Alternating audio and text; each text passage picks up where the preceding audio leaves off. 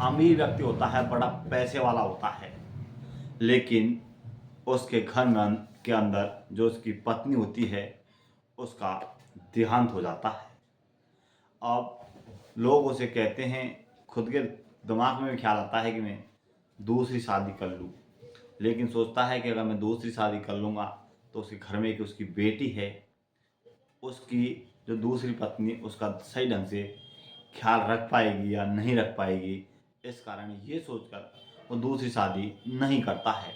लेकिन दोस्तों, वो एक अय्याश व्यक्ति होता है। दोस्तों, वो कोठों पर जाया करता था। इसी तरह समय बीतता चला जाता है और दोस्तों, एक दिन वो अपने दोस्त को फ़ोन करता है कि मुझे आज किसी लड़की के साथ सोना है। दोस्तों, इस काम करने के लिए वो एक प्राइवेट नंबर रखता है, अपनी पहचान छुपा कर रखता है, क्योंकि बड़ा पैसे वाला बिजनेसमैन व्यक्ति होता है। और दोस्तों, इसके बाद वो एक दिन जब होटल में जाता है, वहाँ एक कॉल गर्ल्स बुलाई जाती है, और जो कॉल गर्ल्स होती है वो कोई और नहीं, खुद की स्वयं की बेटी होती है। और दोस्तों, जब उन दोनों का आमना सामना होता है तो उसे सुनने के बाद आपके पैरों तले से ज़मीन खिसक जाएगी और आप भी बहुत कुछ सोचने को मिलेगा, बहुत कुछ सीखने को मिलेगा कि आखिर जैसी करनी वैसी भरनी, ऐसी कहावत इसके अंदर सो होती है। दोस्तों, इसमें आपको सीख भी मिलने वाली है, बहुत कुछ देखने को मिलने वाला है, और जैसे आप करोगे वैसे ही आपके सामने होगा, ये भी आपको इसको इस वीडियो के अंदर देखने को मिलने वाला है। तो दोस्तों, कहानी को पूरा सुनने के बाद आप बहुत कुछ सीखोगे। तो दोस्तों, कहानी पूरा सुने और एंड तक सुने। कहानी शुरू करने से पहले आपसे छोटी सी रिक्वेस्ट है कि अगर आप हमारे चैनल पर नए हो तो प्लीज़ हमारे चैनल को शेयर करें, सब्सक्राइब करें, लाइक करें और बेल आइकन जरूर दबाएं दोस्तों, क्योंकि हमारा भी हौसला अफजाई रहे। दोस्तों, मैं धर्मवीर आपको आज की जो सच्ची कहानी सुनाने जा रहा हूँ वो सच्ची कहानी है कोलकाता की। कोलकाता के अंदर एक अमीर व्यक्ति होता है, उसके परिवार में सिर्फ 2 लोग होते हैं, वो खुद और उसकी उसकी एक बेटी होती है। खुद की उम्र लगभग 45 साल होती है, उसकी बेटी की उम्र 19 साल होती है। दोस्तों, उसकी पत्नी को लगभग देहांत हुए गुजरे हुए लगभग 4 साल हो जाते हैं।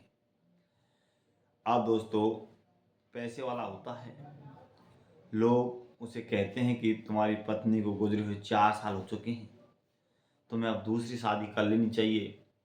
लेकिन दोस्तों, वो कहता है कि मैं दूसरी शादी कर भी लेता हूँ तो जो दूसरी पत्नी आएगी वो मेरी बेटी का सही ढंग से ख्याल रख सकती है या नहीं रख सकती, इस कारण मैं नहीं करूँगा। लेकिन दोस्तों, उसे एक लत थी कि वो कोठों पर जाया करता था। कोठों पर जाने के लिए वो अपनी पहचान छिपाने के लिए एक नया प्राइवेट नंबर लेता है। उस प्राइवेट नंबर का इस्तेमाल सिर्फ इसी काम के लिए करता है, ना कि दूसरे कामों के लिए।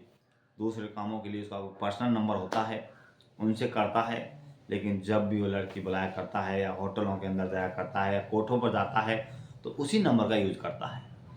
दोस्तों, इसी प्रकार काफ़ी समय बीतता चला जाता है और अब जो उसकी जो लड़की होती है, खुद का नाम निर्मल होता है, उसकी बेटी का नाम होता है कोमल।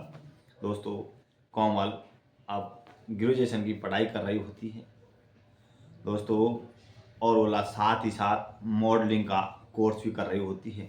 आगे जाके उसका सपना था कि मैं मॉडलिंग करूं, इसलिए मॉडलिंग का कोर्स भी चल रहा होता है। लेकिन जो जिस कॉलेज के अंदर जाती है, जो उसकी दोस्त में फ्रेंड होती हैं, वो अय्याश और बिगड़ी हुए होते हैं। अब उनमें जो कोमल होती है वो भी अब उनके साथ लग जाती है। उन्हें भी अब गंदी आदतें लगना स्टार्ट हो जाती हैं। और दोस्तों, वो भी अब एक ऐसा काम करती है कि वो अपनी दोस्तों के साथ मिलकर अब नए नए व्यक्तियों को अपना टारगेट बनाती है, उनके साथ अपना शारीरिक संबंध बनाती है, अपनी ख्वाहिश, अपनी इच्छाएं पूरी करने के लिए 45 से 50 साल के व्यक्तियों के साथ वो अपना शारीरिक संबंध बनाती है।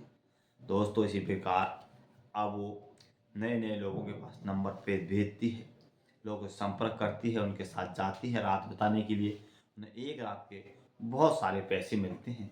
लेकिन दोस्तों वो जो कोमल होती है वो पैसे के लिए काम नहीं करती है, वो सिर्फ अपनी अय्यास, अपनी हवस के भूख मिटाने के लिए करती है, क्योंकि पैसे की कमी उसके पिता के पास भी कमी नहीं है, क्योंकि उसका पिता वो जितना पैसा मांगती है उससे ज़्यादा पैसा देने के लिए तैयार है।